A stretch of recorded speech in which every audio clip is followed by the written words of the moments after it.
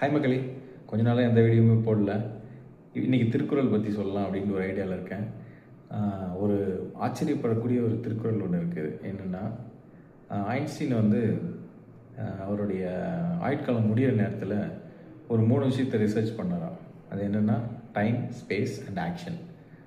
அதாவது டைம் மிஷினை பற்றி தான் ஆராய்ச்சி பண்ணிகிட்டு இருந்திருப்பார் போல். அதை திருவள்ளுவர் ஒரு குறளில் சொல்லியிருக்காரு.